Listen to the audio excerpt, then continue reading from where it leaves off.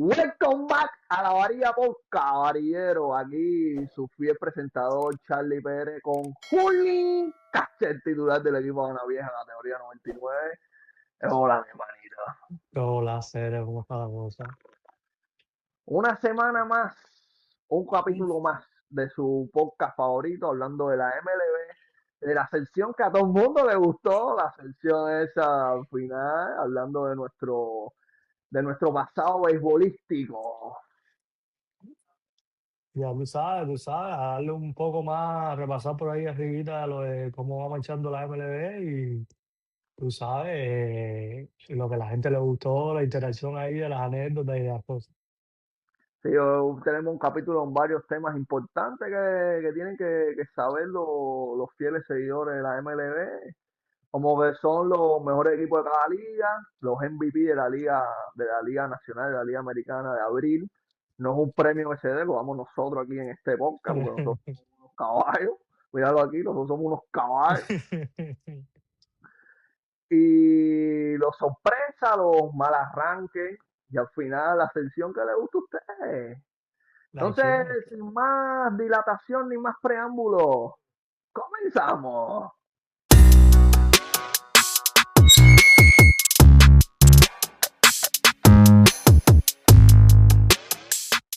Entonces, Julín, casi el titular de la Navidad.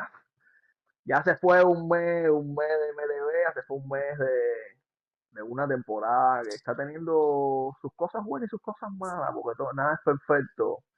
Pero en cada liga siempre hay equipos que sobresalen más que los otros. Entonces, para ti, vamos a empezar con la Liga Nacional. Mejor equipo de la Liga Nacional, Julín. Sin duda los Bravos de Atlanta en la Liga Nacional. Los Atlantas. Sí, son el equipo ahora mismo que más juegos han ganado. Y entonces los Bravos de Atlanta son ahí los que están comandando esa Liga Nacional. Y entonces, para mí son los mejores. Yo lo tenía como el segundo escaño así detrás de los Dodgers. Porque los Dodgers no, es que los Dodgers no dependen de racha, sino de estructura. Los Dodgers saben cuándo acelerar y cuándo no. Y creo que los Bravos, no es que le vaya a pasar factura ese acelerón que están dando, pero le va a costar un poco más seguir el ritmo ese de los Dodgers. Sí, sí, claro, a todo el mundo le va a costar seguir el ritmo de los Dodgers, pero ahora mismo en este primer mes los Bravos son los que han ahí mantenido, los Dodgers están ahí cerca igual que los Padres de San Diego, Cincinnati también ha arrancado muy bien, ojito con los Cachorros de Chicago que se han mantenido ahí. Y en esa liga ahí, rapidito por arriba, tremendo declive de los Piratas de Pittsburgh. Llevan 5 derrotas al hilo consecutivas y tienen Es que era de un tremendo esperarse, era de declive. esperarse también. Entonces, el tapado, ya después de los dos y los Bravos que están en el top de la Liga Nacional, creo que el tapado son los Padres de San Diego una vez más, Sí, porque el único problema de los Padres de San Diego, como ya lo comentábamos, es que están en la misma división de los Dodgers. Y si ellos son inteligentes, lo que deberían hacer es no pensar en el liderato de la división, que se lo den a los Dodgers, y ellos sí, pensar en entrar a playoff vía wildcard. también. También creo que puede ser una opción ahí para ellos, ahí que, que puedan pasar ahí en esta vía wildcard ahí en los playoffs, pero todavía, vuelvo y te repito, todavía queda mucho Sí, claro. torneo por adelante, así que cualquier cosa puede pasar. Y como un mes malo lo tiene cualquier equipo, un mes bueno lo puede tener cualquier otro equipo. Sí, claro, pero yo creo que deberían decir eso. Bueno, ya la división se la vamos a dejar a ellos. Si llegamos a competir en el último tramo, bueno, perfecto, pero ya la división, que se olviden de la Sí, división y vamos a esperar ya los wildcards. Y al sabes, final pasan pelear, como dos wildcards. exactamente, pelear ahí en el wild card y pasar ahí a los playoffs. Sería una buena opción también, mirándolo desde ese punto de vista. Claro.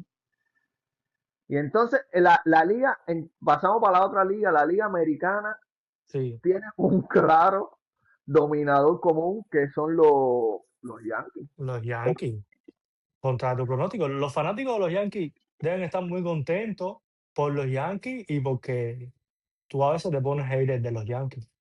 Y Sí, entonces ellos seguro van a estar muy contentos y a la vez contentos doble porque tú cansas el tanque. Pero bueno, para no desviando del tema, los Yankees, es lo que yo te decía al principio en los capítulos anteriores, los Yankees siempre son un equipo que siempre va a estar peleando, que siempre están ahí, que no importa la nómina que tenga, ellos tienen ese ADN, tú sabes, del equipo grande, del equipo insignia de la Grandes Ligas, y ellos siempre están ahí peleando. sí, no, claro, ese es el mejor equipo de la historia del béisbol. Ellos, como tú lo dices, lo tienen en las venas. Al final son otra generación y eso, pero son Yankees al final. Pero Exactamente. yo sigo pensando que ellos se quedan, ellos no pasan. A todos los fanáticos que me sigan tirando, pero yo creo que ellos se quedan.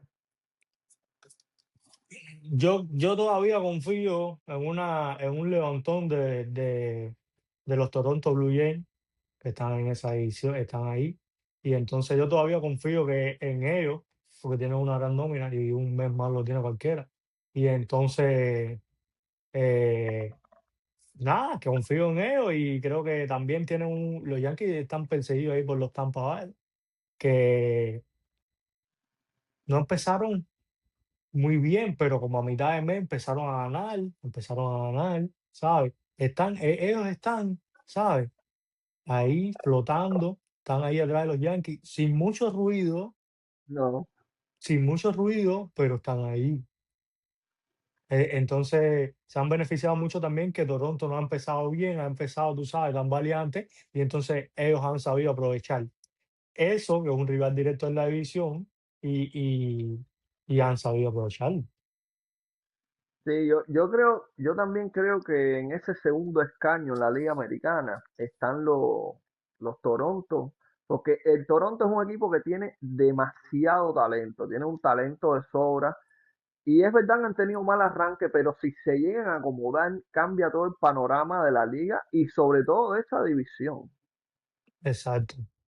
Exactamente, no, yo creo que ellos lo que tienen que meterse en la cabeza es que todavía falta muchísimo por competir, falta alrededor de 130 juegos, y entonces empezar a, a obtener victorias y victorias y victorias y ir escalando en la tabla. Pero yo creo que sí, yo todavía confío en que Toronto Blue Jays vaya a mejorar. Y entonces en este tercer escaño, ya hablaste de los Tampa y creo que sí, los Tampa están en ese tercer escaño de la liga completa. Pero, pero yo creo que hay que tener ojito con Baltimore. Y ahora te voy a dar mis razones. Los Tampa es un equipo que son más confiables en temporada larga porque hacen lo mismo todos los años. Sacan pitchers de la nada y les funciona. Eh, Tienen un manejo de bullpen élite. Juegan de forma muy inteligente los matchups, las decisiones que toman, la defensa que tienen. Y no son un equipo que se rige por una estrella, sino que ganan, se rigen por un sistema. Y en cambio los Baltimore sí es un equipo con mucho más talento porque tienen demasiado talento joven, pero son muy inconsistentes y tienen las subidas y bajadas que son normales de equipo joven. Y entonces la interrogante es esta, que cuál ahora mismo de estos dos equipos es como el más real a la hora de ese tercer escaño en la Liga Americana. No, yo creo que los Tampa Bay, sí. Porque los Orioles todavía no me terminan de convencer mucho. Son un equipo ahí que están peleando, están sacando. Todavía este mes no me terminan de convencer. Vamos a ver, es lo que te digo, queda mucha temporada y vamos a ver si levanta talento. Y peloteros tienen ahí para levantar. Tienen incluso hasta para ganar la división, Sí. sin duda. Pero vamos a ver qué pasa. Si se acoplan también todas esas las figuras que tienen, entonces vamos a ver qué pasa con ellos. Es cosa normal, creo que de equipo joven. Eso no es un equipo ahora mismo para pelear ni por la división ni por los playoffs. Eso en par de años sí te digo que ellos ganan la división.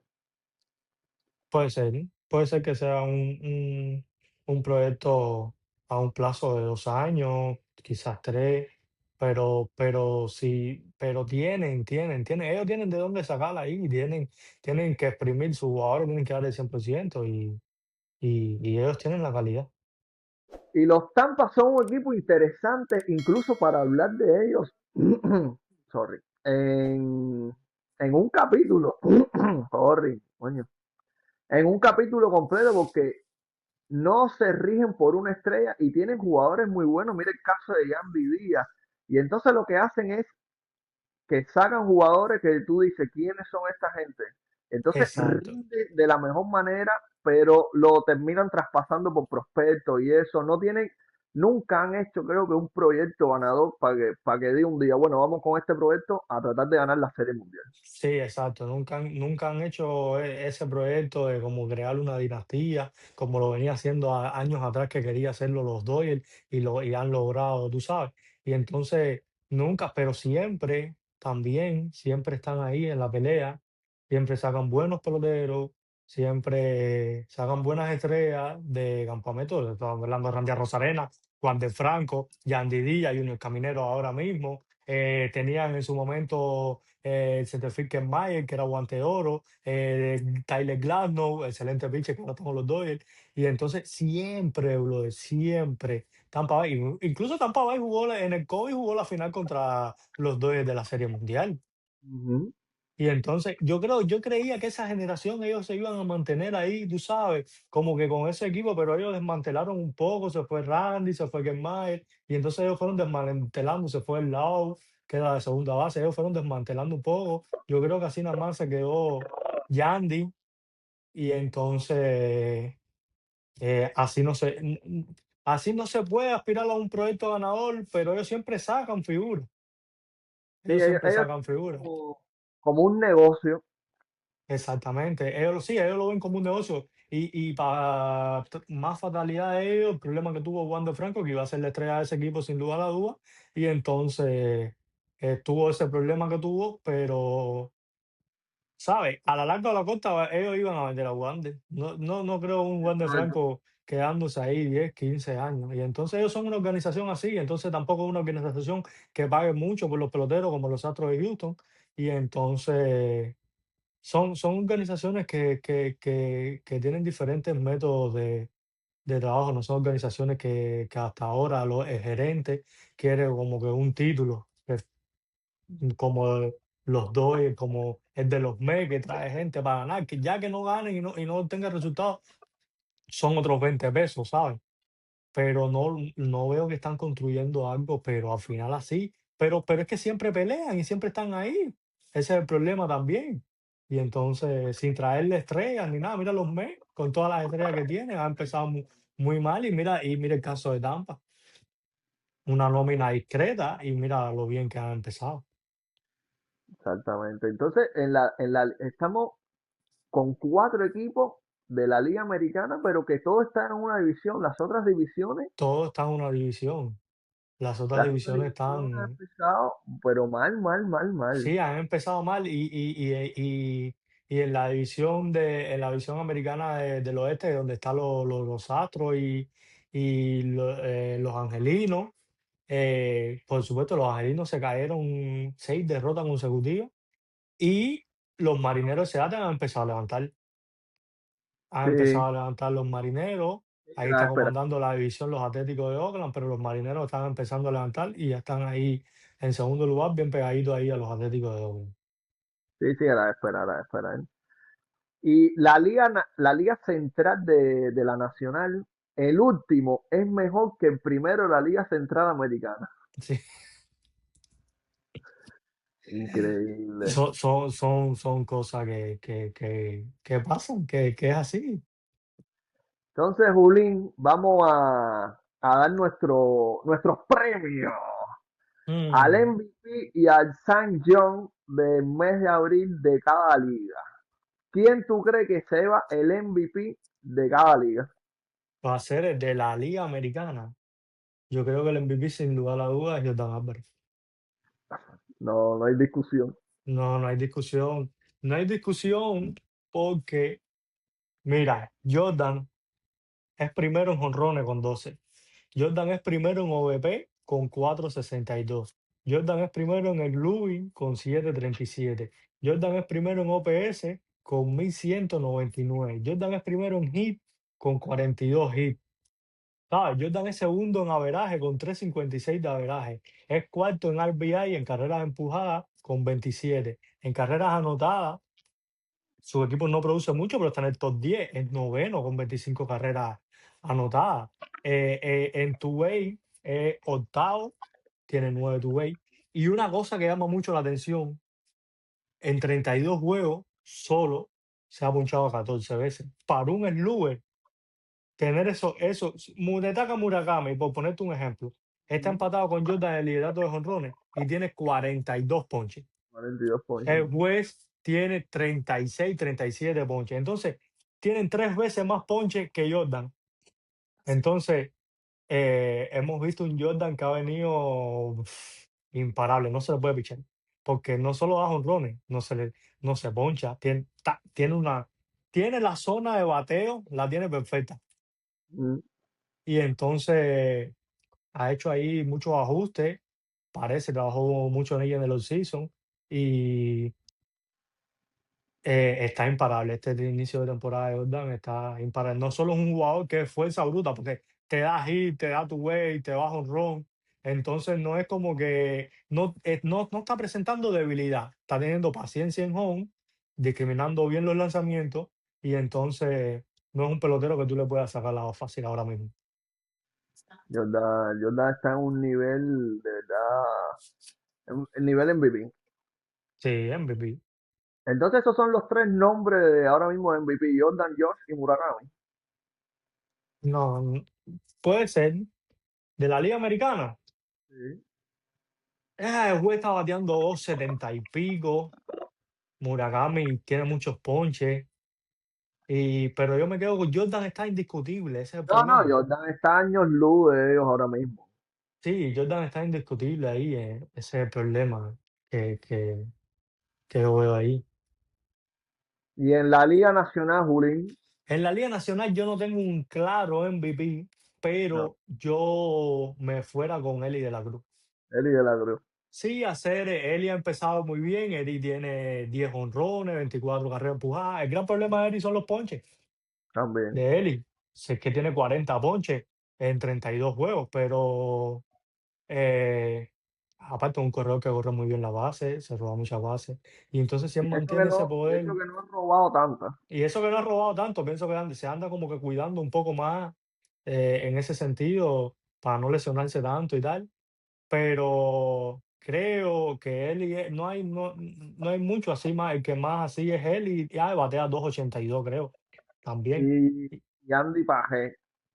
Andy Pagé empezó muy bien, yo creía, pero al final no es que se ha Medio ido para. cayendo, pero es muy difícil mantenerse en esa alta Exacto. siempre. Tuvo 2 semanas muy buenas, imparables, pero en esas últimas 2 semanas ha decaído un poco, ¿sabes? Un poco. Si se mantiene Andy ahí, Andy está ahí, pero se ha decaído un poco más. Y entonces, por eso no lo di, no veía un claro MVP en la Liga Nacional. Sí, también yo creo que lo de Andy es por cómo juegan los dos, y que se cuidan mucho, que saben cómo jugar los 162 juegos. Exactamente, también puede ser por eso también. Y como es un equipo que tú no te tienes que exigir tanto, porque si la carrera esta no la empujas tú, la empujas de atrás. Y entonces es un equipo que tiene mucha estrella y ahí todo el mundo hace el trabajo. Y el San John en la Liga Americana, ¿quién se lo lleva? Creo que hay un. Indiscutiblemente José Soriano Ah, ese, de los olvídate. Angelinos tiene 5 victorias, un PSL estratosférico de 0.89, 49 ponches también, y entonces creo que José Soriano es el indiscutible Cy Young de esa liga. Tiene Indiscu- números de otra galaxia en este inicio de temporada, literal. Indiscutiblemente Soriano es el San John ahora mismo. Y en la Liga Nacional creo que tampoco hay un. No hay uno eso, pero yo me quedo con Chris Sale de los Bravos de Atlanta. Entonces, Chris Sale tiene 5 victorias también y tiene 2.31 de promedio de carreras limpias con 38 ponches. Entonces, fue que vi ahí a Chris Sale ¿sabes? De lo mejor de la liga, eso. No hay uno, claro, porque Paul Skin también tiene 4 o 5 victorias, pero el promedio de carreras limpias se le dañó desde la primera salida y todavía lo tienen 3 y pico. Y entonces todavía hace falta que levante un poco más. Darío Escobar está ahí también un buen promedio de carreras limpias. Lo que más tiene está como segundo y tercero en el liderato de ponche, pero todavía no acumula las victorias. Y entonces son los pitchers, es lo mejor que vi ahí en el. Y creo que también está un poco más abajo que él, es Glasnow. Tyler Glasnow, tanto también. Pero bueno, no hay mucho, no hay mucho en esa liga y Chris Sale yo creo que es el que mejores números tiene. Entonces, Jordan Álvarez MVP, Eli de la Cruz MVP, Soriano San John y Crisel San John. Y Chris Sale salió. Ah, bien. Entonces, Jordan Álvarez con el temporadón que está haciendo, los Houston es uno de los equipos esos que me dan mala espina en con el mal arranque que han tenido. Los Houston, los Mets y los Phillies. No voy a hablar de los Kansas, porque si no me van a Mm. tirar. Los Kansas también han empezado mal. Ya sabía. Pero tengo esos tres equipos ahí que me dan muy mala espina. Entonces la pregunta es, a lo mejor tú tienes más, pero yo te quiero preguntar sobre estos tres. ¿Quién de estos equipos es el que no se levanta de este mal arranque? Houston no se levanta. Houston no se levanta en toda la temporada. Houston tiene el mejor pelotero ahora mismo en Grandes Ligas y no se levanta. Porque Houston, desde el principio de temporada se sabía, esa nómina. Es que ese equipo de Houston se ha desmantelado completo, ya esa no es la dinastía que ellos crearon. Ya el año pasado, con mejor equipo, se quedaron fuera de los playoffs. Y entonces este año se van a estar en el sótano de la división en la temporada entera. El equipo de Houston no va a cuajar esta temporada. Ellos necesitan eh, traer figuras nuevas, comprarle, ellos no quieren sacar la cartera, ellos no quieren suplir las necesidades que tienen. Ese outfit de Houston, ya Carlos Correa para mí ya pasó sus mejores tiempos. Jeremy Peña es un pelotero que tú piensas que puede dar más, pero no ha dado ese gran salto de superestrella que pueda. O sea, tú eres un pelotero franquicia, no necesitas demostrar nada. Eh, Jordan, la superestrella, sin lugar a dudas. Y entonces le hace falta un mejor picheo. Se fue su mejor pitcher, que era Framber. También tenía problemas en el vestuario y tal, pero un receptor bueno. Tienen ahí a Yainer Díaz. Pero no, ese equipo de Houston no está para competir ahora, literal. Tienen un picheo débil también. Una Yo, yo, rotación débil. yo creo que el que no se levanta de todo eso es los New York Mets. Yo sigo confiando en los Mets porque tienen buen equipo y entonces cuando tú tienes un buen equipo, en algún momento de la temporada tú vas a levantar. Y entonces por eso yo sigo confiando un poco que los Mets pueden levantar porque tienen el material, lo tienen todo para levantar.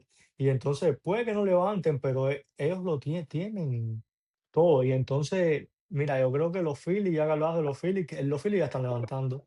Los Phillies Mm. tienen 3 victorias seguidas. Y entonces creo que los Phillies están levantando y que va a levantar, los Phillies van a levantar. Puede ser que no se queden fuera de los playoffs, pero sí pienso que puedan levantarlo un poco más en la temporada. Pero yo lo que veo de los Mets, aparte de su mala racha, ya creo que es un tema mental Es de mental, porque es lo que te expliqué, ahí hay mucho ego en ese vestuario y entonces está la figura de Soto, está la figura de Lindor, ahí son caracteres que chocan, que soy el mejor, que yo soy el pelotero franquicia, que a mí me trajeron, que a mí fue el que más me pagaron en la historia del béisbol, que yo esto, entonces son peloteros que cobran mucho dinero y entonces trajeron más peloteros también, trajeron a, a Luis Robert, ¿sabes? Han traído otros peloteros, trajeron al abridor estelar y Freddy entonces Peralta. Frei Peralta, pero no, ¿sabe? Entonces cuando esos dos caballeros chocan y hay ego y hay esto y hay otro, afecta como quiera que sea a los demás compañeros, eso se contagia En un clubhouse es así. Si estos dos que son los caballetes tienen problemas entre ellos, los otros, y no le están teniendo las cosas y esto y lo otro, y están las malas caras y esto y lo otro, y problemas con hermanas y todo eso se contamina, se contamina. Y entonces, problemas que solo pueden resolver ellos. Entonces, los problemas Claro, que tengas en el clubhouse siempre salen a relucir en el terreno de juego. No falla. exacto. Porque la mentalidad te cambia y te sientes las energías por abajo, es imposible levantarte. Entonces, el que tú sí crees que levanta son los Mets, el que no levanta son los Houston, y tú le das entonces 50-50 a los Phillies. Exactamente, porque lo están levantando. Está bien, está bien. Entonces, pasamos de un extremo al otro. Los mal arranques, que vuelvo y repito, yo espero que levanten los Kansas. Sí. Vamos a los que han tenido buen arranque que no se esperaban que fueran tan buen arranque. Hay Oh, sorpresas con base para hacer sorpresa, para que tú digas, no son tanto sorpresas, pero sí son sorpresas. Y son exactamente. sorpresas que pintan a, a racha de esta de inicio de temporada. No, mira, el equipo de Tampa Bay, de Tampa Bay, nadie se esperaba. Y ya hablamos de ellos. El equipo de, mira, los Padres de San Diego también, ya lo habíamos comentado anteriormente, y nadie se esperaba. Y entonces son equipos que están ahí, igual que te digo, con los Cachorros de Chicago, que no se esperaba tanto y están ahí. Y con los Cincinnati, los Rojos de Cincinnati, que hasta ahora han sido para mí la sorpresa, se han mantenido. Ahí Ujú. estamos hablando semana tras semana y no hemos hablado todavía que ya se le acabó la gasolina a Cincinnati. Al contrario, siguen. Y entonces, ya que estamos hablando de los de Cincinnati, quería destacar ahí un pelotero novato que jugó el año pasado también, pero solo tuvo 18 juegos. Y entonces, pelotero de raíces cubanas, sale Stewart, el primera base de los Rojos de Cincinnati. Y entonces un pelotero que está bateando ahora mismo 2.81 de promedio, un buen promedio, tiene 9 jonrones, 29 carreras impulsadas, 9.43 de OPS y de OVP 3.73. Y entonces es un pelotero que ahí, viste, eso es lo que tiene también a la Cincinnati, él, y entonces son los que llevan el peso de la ofensiva ahí en ese equipo de los Rojos de Cincinnati. Y entonces un orgullo también que tenga sangre cubana. Coño, claro. El A problema yo eso, creo que, el sí, problema yo sí. creo que de los Cincinnati es que tienen un momentum fuerte que también se le ha unido por el calendario que les ha favorecido mucho, creo yo. Y que tiene una ofensiva explotando por tramos, es verdad lo que tú dices de Stewart, de Eli, que son los pesos pesados de ese equipo. Sí. Pero lo que pasa con Cincinnati, que creo que es una sorpresa de este inicio de temporada que se van a caer, es por su picheo inconsistente y porque tienen muchas victorias cerradas. No dominan los juegos, es lo mismo que le pasa a Miami Marlins. No dominan los juegos y eso no es normal en el béisbol. Tú puedes ganar una serie de partidos cerrados, pero no siempre puede ser así. Entonces yo creo que eso es lo que le va a afectar en un futuro a Cincinnati y que se va a terminar cayendo. Sí, exacto, no, yo también pensaba desde el capítulo anterior que lo hablamos, yo también pensé que no se le, que se le acababa la gasolina a Cincinnati también, pero hasta ahora están ahí peleando y entonces, mientras se le estén dando esos juegos chiquitos, esos juegos apretados y lo están aprovechando, bien por ello también. No, claro, por supuesto. Y otra de las sorpresas que yo creo que, y esta es más sorpresa por, por cómo la gente los miró antes de empezar la temporada, que son los Guardianes de Cleveland, porque en esa división incluso daban como líder a Tiger y a Royal, o a Royal y Tiger, como quiera que poner líder, pero siempre daban a ellos dos. A los Cleveland nunca se tenían en cuenta y los Cleveland siempre son un equipo que hay que tener en cuenta, porque los Cleveland juegan el béisbol como que perfecto, por decirlo de alguna forma. Tienen defensa, tienen contacto, tienen buen corrido de base. Los indios de Cleveland tienen también el eso de que nadie de béisbol nunca da a los indios de Cleveland como favorito. como para MVP, como para los playoffs. Pero los indios de Cleveland siempre están ahí. Incluso tienen más detractores que siempre dicen, no, pero los indios de Cleveland este año, pero los indios de Cleveland, sí, ellos van a pasar, pero se van en el primer playoff, como siempre, como todos los años. Y son un equipo que no es consistente, que llega a playoff, pero tú sabes, lo eliminan rápido y así. Pero todos los años están en playoff, los indios de Cleveland. Es que él a ver, pero no digamos a los indios, que eso se cambió, los guardianes de Sí, los Cleveland. Guardianes de Cleveland. Imagínate tú un equipo que toda la vida ha sido los indios de Cleveland y ahora lo cambiaron. Es muy difícil, tú sabes, adaptarse. Bueno, los guardianes de Cleveland es un equipo muy incómodo. Yo creo que ese es el equipo más incómodo que se le da a los Kansas. Los Kansas pueden dividir con los Tigers, que es el otro equipo duro de esa división, pero con los Cleveland siempre es 1 y 2 o 0 y 3. Nunca le ganan una serie a Cleveland. Cuando tú le ganas una serie a Cleveland siendo de los Kansas, tú dices, ya pasé a playoff. Sí, Porque son un equipo incómodo, incómodo, y no creo, y solo no para los Kansas, sino para toda la liga. exactamente. Entonces, Julín, ya repasamos lo que la gente tiene que saber de este inicio de temporada, para que se informe y para que sepa cómo se mueve la MLB. Big Show en Big este inicio de Show. temporada. Ahora vamos, la semana pasada, como todo el mundo sabe, como todo el mundo vio, Julín me hizo preguntas a mí sobre mi pasado beisbolístico. Entonces, es mi deber ahora hacerle las preguntas a Julín. Vamos a empezar con una fácil. Una cosa fácil. ¿Cuál es Dispara. tu pelotero favorito? Oh, mi pelotero favorito, Michelle Enríquez, de la Isla de la Juventud. El 12. Eh, el Super 12 del equipo Cuba, fue capitán del equipo Cuba también. Y entonces, Michelle Enríquez siempre fue de niño mi pelotero favorito y siempre jugué con el número 12 por él. Y bueno, todo el mundo sabe, y si no se lo vuelvo a repetir, Julín fue catcher titular de la Iguana Vieja. Entonces, ¿tú tenías alguna referencia de un catcher? Hacer referencia de un catcher como tal, así, Pestano es el más grande que, que pasó por la Serie Nacional, no de Cuba, no que ha dado Cuba. De los que jugó en Serie Nacional, para mí Pestano, así, y que vi, pero mm, más allá de Pestano, catcher que siempre me ha gustado a mí, siempre fue Yadier Molina. Ya, bien Molina, allí. Yadier Molina siempre fue el catcher que a mí me gustó.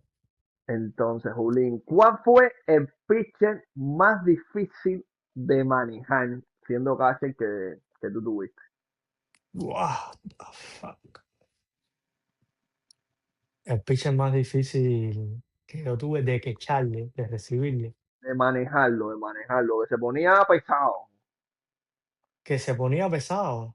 Sí, que había que hacer las cosas como él quisiera. Un ejemplo. No sé decirte en serio porque, ¿cómo es que se llama? Nunca, no te sabría decir la serio porque nunca tuve así como un pitcher así que yo siempre llegué a un acuerdo, ¿sabes? O si a veces el pitcher pichaba él, a veces pichaba yo, a veces pedíamos el banco y entonces no, nunca tuve uno así como que tan quisquilloso así de nunca tuve un pitcher así que yo dijera así, ¿sabes? Que no. Ah, bueno. Entonces, ¿cuál fue el pitcher más difícil que tuviste, pero a la hora de batir? O el más difícil que yo vi a la hora de batear, Que es más difícil que tú te costaba batearle. sí, un zurdo de la isla, Yainiel Sáez. Fue triple corona en un sub-23, zurdo. Siempre se me complicaban mucho los zurdos, pero ese zurdo tiraba 92 millas y entonces ese zurdo se me era difícil hasta para recibirle en el bullpen porque la bola se le movía mucho y se le metía mucho muy para adentro. Y entonces con un lanzamiento de rompimiento muy bueno, y entonces ese pitcher creo que fue, me enfrenté par de veces a él, y unas cuantas veces le recibí en bullpen, y era muy difícil las dos, patearle y recibirle también se me hacía muy difícil. Yo pensé que me ibas a decir a mí. ¿No? No, tú estabas fácil. Fíjate, Bulín, ¿te considerabas más ofensivo o más defensivo? Todo más ofensivo. Sí. Más ofensivo, sí, más ofensivo. Y en la defensa, el fuerte mío, como hasta lo como hasta la primera categoría que me lesioné el hombro, siempre fue el brazo. Y era como la parte más fuerte mía, de que salir al robo y meterle a la gente, ¿sabes? Eh, Bola franca. ese fue como que el fuerte mío, el brazalete que tenía así a la defensa. ¿Qué tan importante es para ti dirigir a los pitchers? O hacer eso es como que es algo que se siente, ¿sabes? Es como decirte una profesión, porque tú eres el que llevas el hilo del juego, y entonces todo lo que pasa en el juego tiene que ver contigo, tú eres el que toma las decisiones, tú eres el que tiene que estudiar a los bateadores contrarios, ¿sabes? Tú eres el que tiene que conocer, y entonces los lanzadores se tienen que sentir seguros contigo, y entonces tienen que confiar en ti, y entonces es lo importante que es, eh, ¿sabes? Dirigir bien y llevar bien un juego de pelota. ¿Cuál fue el inning más tenso que viviste como catcher? Yo tuve una pila, Seth. Sí. Tuve una pila, pero una pila de inning intenso. La Pero anécdota ya. así viniéndome a la mente, tuve un inning muy tenso, 13-14 contra el Cotorro en Santa María Rosario, a 3 a la victoria. eh, que el segunda base embarcó el juego. Me dieron un rol y Ay, estábamos, padre. pero ese inning Eh, estuvo bien tenso, bro, bien tenso, y entonces ese inning al final vino, cerró a tirar Reuter, el otro, pero ese inning estaba bien tenso, y a veces me ponía muy tenso porque cuando los pitchers no querían dar strike. Y entonces otro inning muy tenso que yo tuve fue en los juveniles primer año, que, que teníamos muy buen equipo, un juego contra Guanabacoa, lo estábamos ganando allá en Santa María de Rosario, y ese juego luego se suspende por lluvia y vamos a jugar al Derecho, en su juego suspendido después, como a la semana. Luego estábamos ganando amplio, y los pitchers no daban strike, bro, y casi todas las carreras entraron por caer. Pitchers buenos que luego hicieron ciudadana y no daban strike, bro. Y entonces me cruzo con el pitcher por mi carácter, y le empecé a decir malas palabras y cosas, a ver si entraban en eso y daban strike, pero al final las malas palabras entendí que no hacen que los pitchers den strike. Pero, brother, esos juegos que se te van así porque el pitcher viene descontrolado, que ellos no quieren dar bola, pero eh, muy tenso esos innings. ¿Alguna vez pediste un picheo y salió mal? Último año de juvenil contra el equipo Plaza, el juego estaba 2-2, y el director me dice que no le tire para afuera al zurdo, que estira los brazos, y le pedí para afuera al zurdo, y no le quise tirar pegado al zurdo. ¿Quién estaba Pedí pichando? recto, estabas pichando tú, pedí recta afuera al zurdo y dio tu way por el left field. Y el director era, te lo dije, te lo dije, te lo dije. Y yo no me quería que la tierra me tragara ahí. Increíble. Recuerdo yo que ese día, yo, 8 innings pichados, di 10 ponches, mi hermano. No, estaba intratable, Y ese día yo intratable me ese acuerdo año. que, y ese día yo me acuerdo que llegué súper, súper tarde. Y Taylor era diciéndole al árbitro, espérate un momento, espérate un momento. Y en eso me ve a mí y me dice, ¡corre! Y entonces yo entro corriendo, no tenía ni spy, tuve que pichar sin spy, entonces ya metí ese piche, ese juegazo, que me lo acabaron esta gente con los errores. Y después de eso, el papá de alguien, no me acuerdo, me regaló unos spy. Ah, bueno, mira qué suerte. ¿Ah? Entonces, Julín, ¿cuál fue el pitcher que más te impresionó a la hora de batear? Ya me lo respondiste, olvídate de eso. Y a la hora de quechar también el mismo. ¿Qué pitcher confiaba ciegamente en ti? Tú, Ya, gracias, mamá. Recta, tú, en Gumba, serio. Gambia, el aire, para afuera, para adentro. Esta culpa cambia el aire para afuera, para adentro. Tuvo a Volando serie, can- pero eso se ganó a través de los años. Imagínate tú que nosotros venimos desde el 9 y 10, o que echándote a ti, tú Claro, pichando. Y entonces yo creo, y contigo también era el piche que más cómodo me sentía a la hora de, ¿sabes? claro. Tú no te tenías que estresar conmigo. No, no, para donde tú eso, tú la tiras. Aparte, tú dabas strike, no me podías estresar contigo. Yo me estresaba con los que no daban strike. Imagínate tú. ¿Alguna vez cambiaste una seña, como que aquella, pero salió bien? Sí, ya sé. Sí. A ver, cuenta. Eh, muchas veces yo cambiaba la seña, pero era más bien por. Muchas veces me sucedía que habían árbitros muy malos, ¿sabes? En la provincial y eso. Y yo me salía de home para afuera.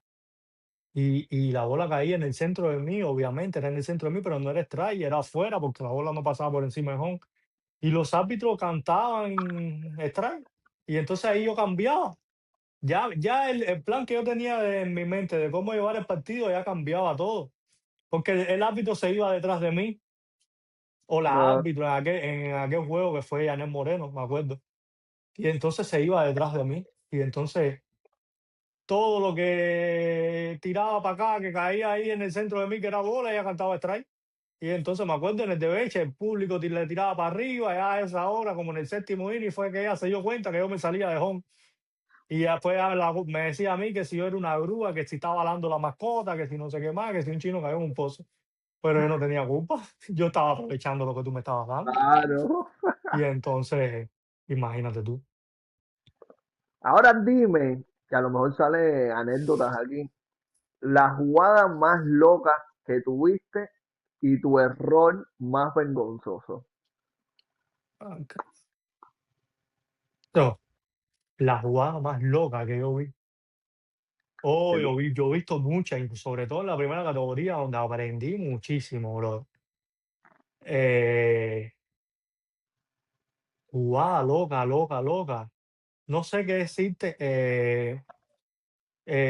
Una vez, esto fue una vez, Yusef Valdés, me acuerdo, llega a primera, da un hit, llega a primera, se tira en el piso, pide tiempo, que venga el médico, que estírame el pie, que esto, que lo otro, que no puedo correr, que si vamos a poner otro, y todo era una pantalla para salir a robo. El otro lanzamiento viene, salió a robo, safe, pero este no era el muchacho que tenía el tendón jodido, que no podía caminar, salió a robo. Y entonces, otra vez, él mismo le sale a robo a Oscar Valdés en la primera categoría contra el Cerro, y le sale a robo y Oscar Valdés la tira para segunda, pero el pitcher se agachó y él se la metió en la espalda al pitcher.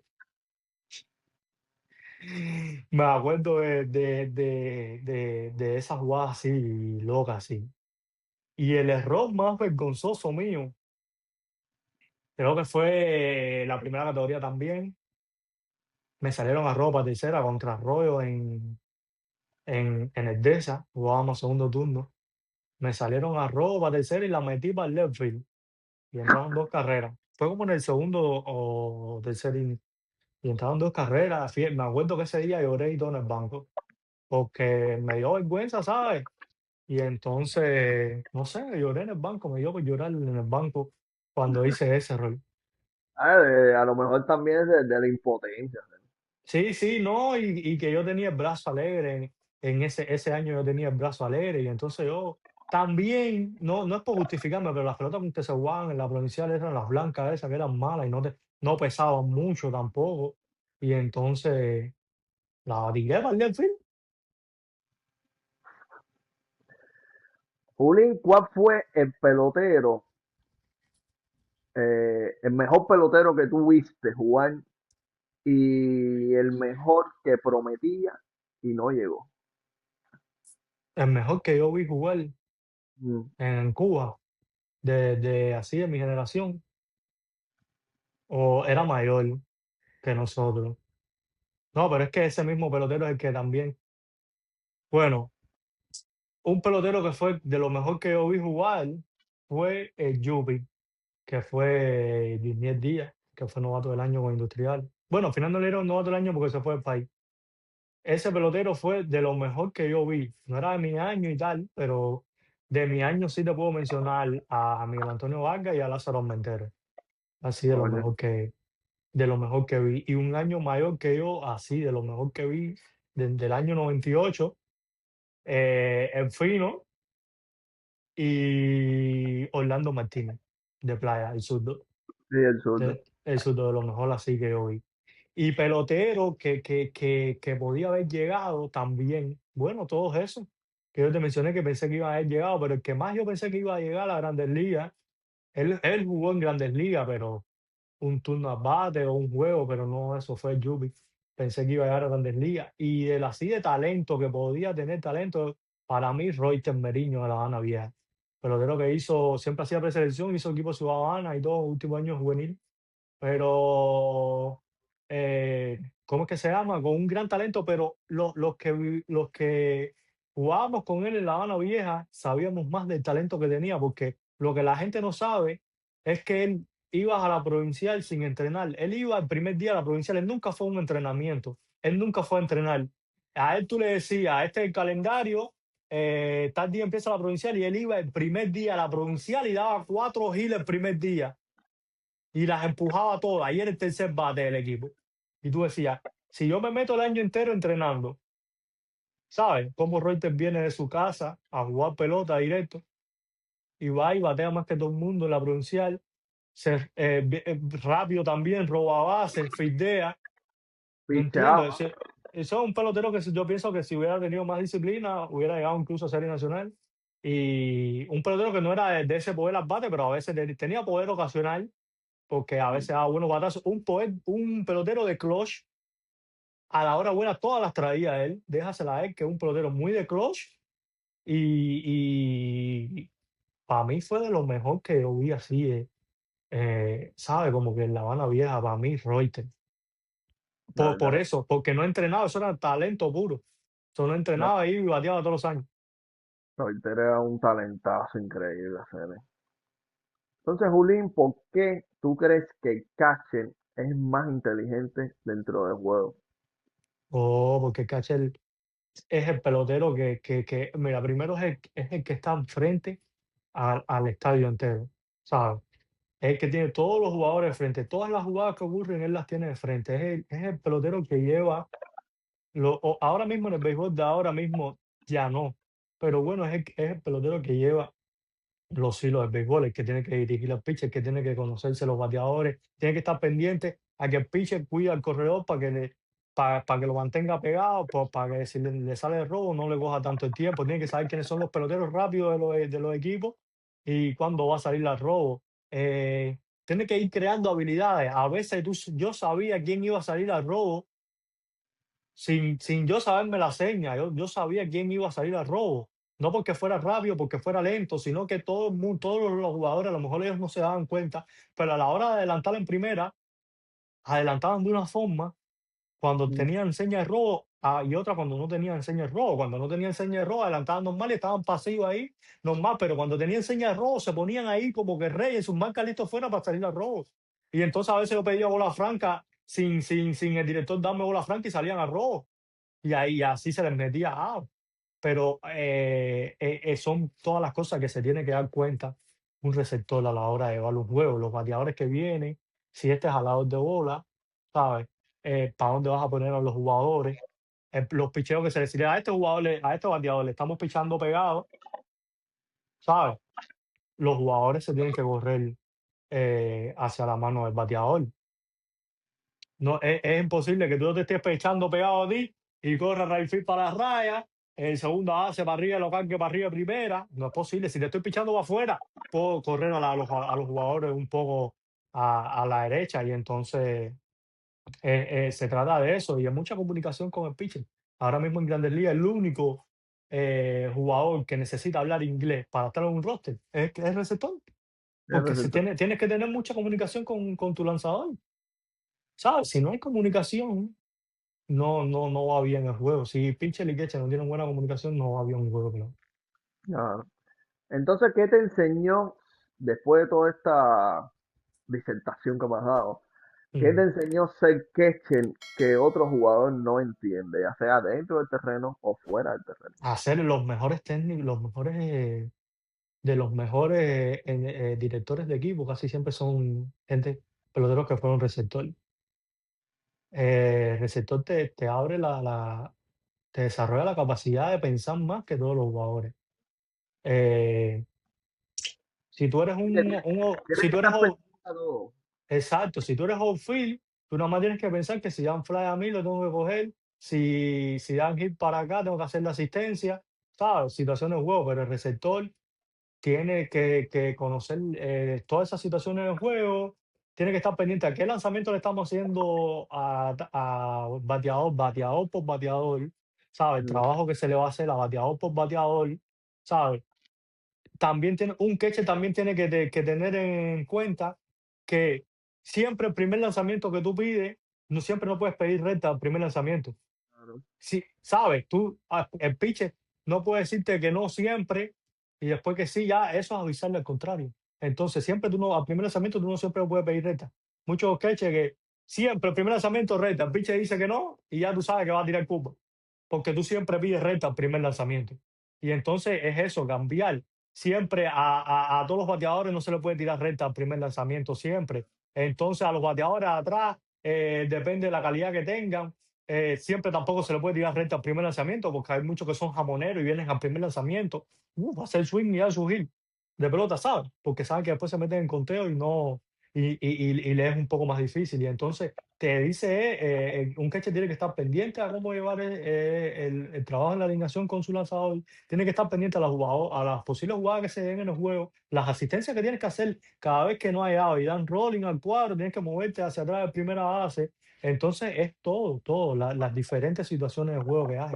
Que si hay hombre en primera y da un rolling para adelante, para tercera, o un toque de bola para tercera, tú tienes que ir para tercera base, por si el tercera base entra y tira primera y la tercera base no se quede desocupada. Entonces hay mucho conocer el brazo de tu outfield para las jugadas que se den en home, de quiénes son los mejores outfield que tienes. Tienes un left field que no tiene mucho brazo y le doblan, córtala y tira segunda o corta y dame, o sabe, o el center field es el que tiene el brazo alegre, deja la bola, depende cómo venga el tiro. Entonces, tienes que conocer a todos los jugadores tuyos y los jugadores contrarios. el catcher es el caballo. Sí, el catcher siempre se dice que es el alma del equipo. Caballo, ¿eh? Entonces, Julín, vamos a preguntarte eso porque creo que hay muchos haters que me han dicho cosas cuando yo dije que sí hubiese llegado aunque no hubiese tirado 90 millas. ¿Tú crees que hubiésemos llegado? ¿A dónde? Vamos a ponerle suave a Serie Nacional. Creo que todo el mundo que jugó en algún momento, que tuvo talento, puede llegar, ¿sabes? Y entonces creo que no se llegó, como mismo nos fuimos más los que no llegamos que los que llegaron. Mm. Y entonces creo que Ah, pero todo aquel eso que no llegó, que tenía talento y no llegó, siempre fue por falta de disciplina, siempre, con, error más común, falta de enfoque, falta de visión.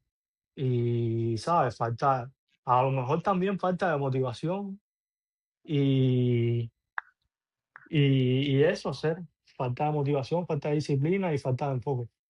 yo también creo que es falta que esto también es en Cuba estaba todo como que ya sabían lo que querían, porque y es falta de motivación también, porque no sé, los buenos jugadores hacen buena provincial, un ejemplo, vamos a poner un ejemplo, Sí, van para la preselección. En la preselección, ¿qué hace la preselección o qué hacía en el tiempo de nosotros? Habían, no sé, 50 peloteros. ¿Y qué hacían? Jugar dos juegos de béisbol, termina esos dos juegos de béisbol, en mi caso pichaste dos innings nada más y te dicen, mm, bueno, para tu casa. Entonces no hay un entrenamiento. La preselección debería ser lo mejor que tiene la sí, provincia, que tiene también los mejores entrenadores ahí. Entonces yo lo que creo es que si tú quieres de verdad como inspirar a los niños, porque al final éramos niños, a que sigan entrenando, que sigan mejorando, ya estás en una preselección, ya eso es una motivación para ellos. sí, y es un Pero mérito. se la quitas al momento cuando no pueden demostrar nada. Mm, Y entonces yo creo que lo que deberían hacer es entrenar por lo menos una semana. Después de esa semana juegan esos dos juegos, que sé yo, te votan, pero te dicen a ti o al profesor tuyo de tu municipio, mira, hay que mejorar esto, esto y esto. Trabaja con él en ese aspecto y a lo mejor el año que viene ya mejoraste eso y te dejo en la, como en la selección eso de la sí, provincia, de Ciudad Habana en ese momento. Y creo que eso tampoco ayudó a nosotros a motivarnos así, porque era preselección, pero ya tú sabes que en la primera corte te va, sí, porque tú no exacto. estás en ese equipo, porque ya ese equipo ya estaba hecho prácticamente. Sí, claro, Entonces, siempre todos los esa equipos están eso. motivación también, porque sí hubo toda la generación tienen buenos peloteros, y la Banavieja quedaba último, pero tenía sus talentos, ¿por qué no? Sí, nosotros no quedamos tanto últimos. Nosotros siempre quedábamos entre los últimos, pero nunca fuimos como tal el último y teniendo las peores condiciones en el sentido que el terreno, el único municipio que tenía un solo terreno, un terreno que no cumplía con las medidas y aparte solo teníamos peloteros casi de dos barrios, Jesús María y Belén, es un municipio súper chiquito y entonces municipios con mucho más grande y con más terreno quedaban por detrás de nosotros. Exactamente, ¿sabes? Entonces yo creo que sí hubiésemos llegado, la verdad.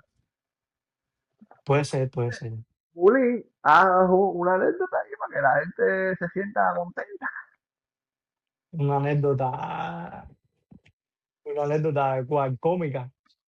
Como tú quieras, pero involucra gente ahí. Yo, que involucre gente a hacer Claro, a que la gente salga.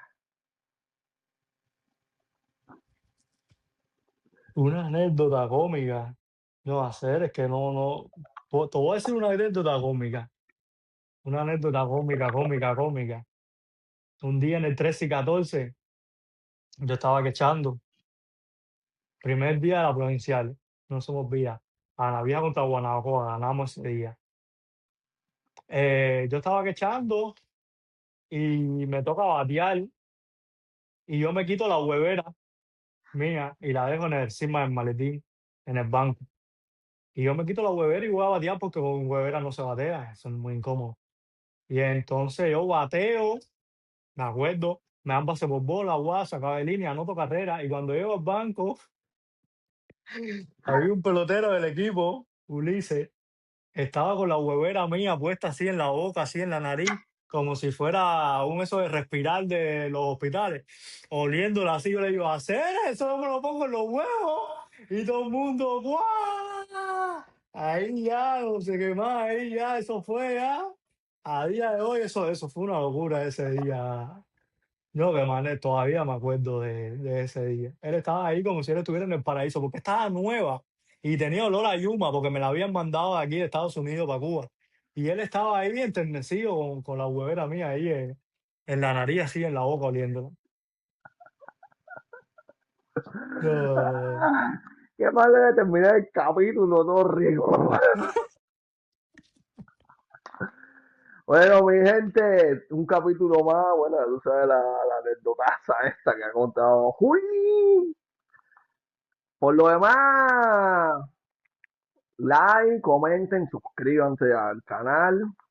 La semana que viene traeremos más cosas relacionadas con la MLB, relacionadas con nuestra vida beisbolística.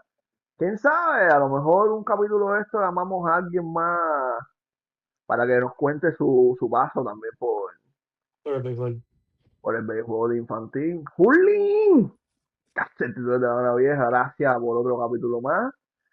Entonces, agradecimiento para ti. ¿A quién tú le quieres agradecer? Oh, no, yo agradecer no, a la familia que siempre fue la que estuvo ahí apoyando, mi mamá, mi papá, mi hermana, que siempre estuvo ahí apoyándome. Eh, los peloteros, los compañeros de equipo que uno tuvo a través de los años y los compañeros de equipo que yo tuve también en la primera categoría, que me ayudaron mucho cuando yo llegué, ¿sabes? Joven ahí, que tenían más experiencia, Javier, Pardo, eh, Yusé, había muchos peloteros ahí que me ayudaron, El don de Jeter. ser.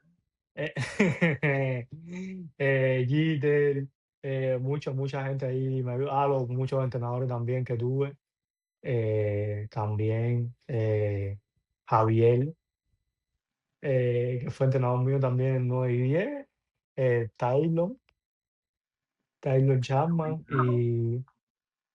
y bueno, sí, Carlos Manuel Puente, hacer Coño, tremendo entrenador y tremenda persona también, mi que persona me también. ayudó mucho y hablábamos mucho de béisbol siempre, que aprendí mucho con él y igual que con Gustavo Sosa también aprendí mucho. Y sobre todo con Puente aprendí mucho y siempre hablábamos de béisbol. Charaba, Y por último y no menos importante, el claro. mejor entrenador que yo tuve, que más conocimiento de béisbol tenía y que yo tuve, fue Luis Suárez. Oh, Luis Suárez, ¿verdad que Fue sí? entrenador de nosotros en los juveniles, En director los del jue- equipo del primer año de los juveniles. Luis Suárez, ¿verdad que sí, hermano? He entrenado a Metropolitano. Y ahora mismo está entrenador en México y le va muy bien. Entonces un charaba a Luis Suárez también. Y Carlos Manuel Puente, si ves esto, mi hermano, confiaste menos en mí de lo que yo merecía, mi hermano. Ya, lo voy a ver, se lo voy a mandar. Mándaselo y esto lo vamos a hacer video. Confiaste menos en mí de lo que yo merecía.